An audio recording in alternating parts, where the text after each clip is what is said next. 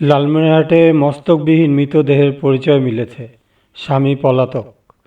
গতকাল বুধবার লালমনিরহাটের মোগলহাট ইউনিয়নের ফুলগাছ এলাকার একটি ভুট্টাক্ষেত থেকে উদ্ধার হয় এক নারীর মস্তকবিহীন মৃতদেহ। ওই ঘটনার ২৪ ঘণ্টা পর আজ বৃহস্পতিবার ৬ মার্চ তার পরিচয় শনাক্ত করতে পেরেছে লালমনিরহাট জেলা পুলিশ। তবে আজ সকাল থেকে ওই নারীর স্বামী পলাতক রয়েছেন বলে জানা গেছে। নিহত ওই নারীর নাম মোসাম্মদ হাসিনা বেগম। তিনি লালমনিরহাটের আদিতমারী উপজেলার দুর্গাপুর ইউনিয়নের দিগলটারি এলাকার ভ্যান চালক আশরাফুল ইসলামের দ্বিতীয় স্ত্রী। জাতীয় পরিচয়পত্র অনুযায়ী তার বয়স ৪৪ বছর ১১ মাস ১৮ দিন। নিহত ওই নারীর পরিচয় নিশ্চিত করেছেন অতিরিক্ত police super A circle Lalmonirhat AKM Fazlul Haque. কথা হয় নিহত ওই নারীর বাসায় উপস্থিত এলাকাবাসী ও অতিরিক্ত police super A circle AKM Fazlul হকের সাথে।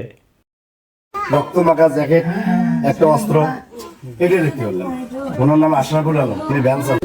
সেদিন তো দেখছি আমার শাশুড়ি, আর তো দেখি নাই। পরে আমি খাতে গেছি, আসি দেখি আমার শাশুড়ি। আমরা তো এই এলাকার বাসী, আমাদের হলো ১ নম্বর ওয়ার্ড। আমরা বাজারে সকালবেলা শুনতে পারলাম যে কালকে শুনছি একটা মহিলা মারা গেছে। আজকে শুনলাম প্রশাসন থানা আসার পর এই মহিলার বাড়ি কুটি বাড়ি, স্বামী তাকে হত্যা করেছে। ঘটনা শুনলাম যে ঘটনা সত্য। আর ঘরে কিছু রক্ত মাখা জামা পাওয়া গেছে, রক্ত মাখা জামা দুইটা, একটা জ্যাকেট, অস্ত্র পাওয়া গেছে। এগুলো পুলিশ জব্দ করলো, CID জব্দ করলো। এদের বউয়ের কাছ থেকে শুনলাম গত পরশুদিন উনি সকালবেলা রুটি বানাইছে। ওই মহিলা, যে মহিলা হত্যা হয়েছে, নাতনিদেরকে, বড় পক্ষের যে নাতনি আছে তাদেরকে রুটি দিছে। বাবা ছেলে বউরা গেছে তামাক খেতে।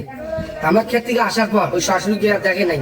শ্বশুর এই পুলিশ প্রশাসন আসার পর শুনতে পারলো শ্বশুর ওই তার ছোট শাশুড়িকে হত্যা করেছে। আনুমানিক ১টার দিকে যে দুর্গাপুর মোগলহাট ইউনিয়নের ৭ নং ওয়ার্ডে ফুলগাছ বাজারের পাশে একটি মরদেহ পাওয়া গেছে। মরদেহ একটি নারীর মরদেহ এবং মস্তকবিহীন। এটির তদন্তে আমরা গিয়ে বিষয়টি সামনাসামনি দেখি আর লাশ শনাক্ত করার চেষ্টা করি। গতকালকে পর্যাপ্তভাবে শনাক্ত করা সম্ভব হয়নি। আজকে আমরা শনাক্ত করতে পেরে তার বাসায় যখন আসি তখন তার বাসার ঘরে ঢুকে দেখি তার হাজবেন্ড, তার স্বামী আশরাফুল ইসলাম, তার হাজবেন্ড পলাতক আছে এবং তার বাসায় একটি আমরা রক্তমাখা জ্যাকেট এবং একটি ধুলোমাখা শার্ট পাই। এগুলো আমরা পর্যাপ্ত সাক্ষ্য প্রমাণের মাধ্যমে জব্দ করেছি। আমাদের তদন্ত কার্য চলমান আছে। আশা করি দ্রুত আসামি গ্রেফতার সহ মামলা নিষ্পত্তি করা সম্ভব হবে।